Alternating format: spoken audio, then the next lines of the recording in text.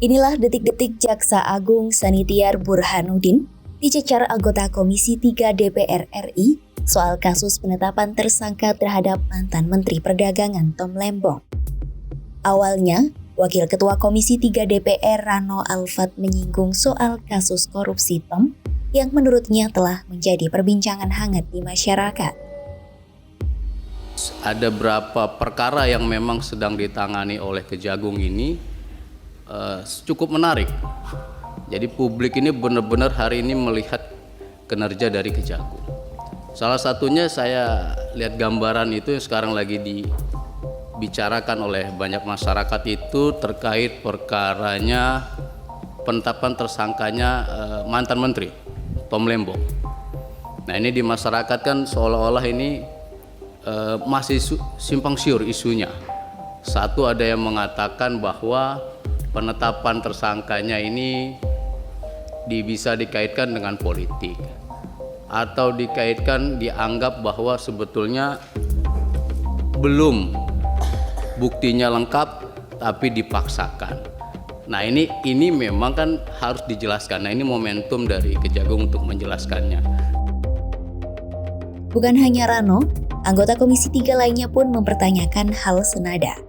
Mereka menilai kasus Tom Lembong itu sudah menjadi pertanyaan bagi publik. Anggota Komisi 3 DPR dari fraksi Demokrat, Hinca Panjaitan pun mendesak Kejagung memberikan penjelasan soal penetapan tersangka Tom Lembong. Kami merasakan, mendengarkan percakapan di publik. Penanganan kasus Tom Lembong itu syarat dengan dugaan balas dendam politik. Itu yang kami dengarkan. Itu yang kami rekam, karena itu kita sampaikan. Harus dijelaskan ini ke publik lewat Komisi 3 ini supaya betul-betul kita dapat. Selain itu, penetapan Tom Lembong sebagai tersangka dinilai terlalu tergesa-gesa. Hal itu disampaikan anggota Komisi 3 DPR RI lainnya, Muhammad Rahul. Keputusan tergesa-gesa Kejagung itu dinilai dapat memicu anggapan di masyarakat bahwa pemerintahan saat ini menggunakan hukum sebagai alat politik.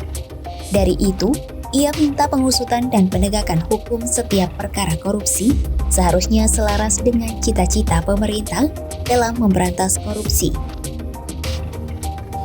Yang pertama, Pak Jaksa Agung, saya ingin menyampaikan penetapan tersangka kasus dugaan korupsi impor gula mantan Menteri Perdagangan Thomas Trikasih Lembong atau dikenal dengan Tom Lembong.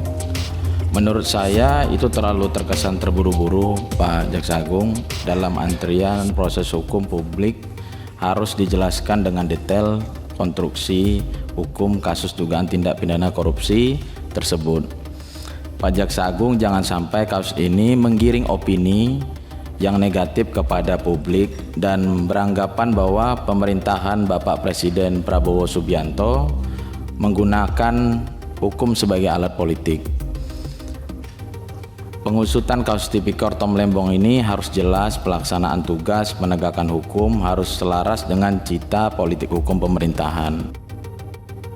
Merespons sejumlah pertanyaan tersebut, Jaksa Agung Burhanuddin membantah ada politisasi dalam kasus dugaan korupsi terkait impor gula tersebut. Burhanuddin juga menegaskan kasus tersebut diusut secara hati-hati.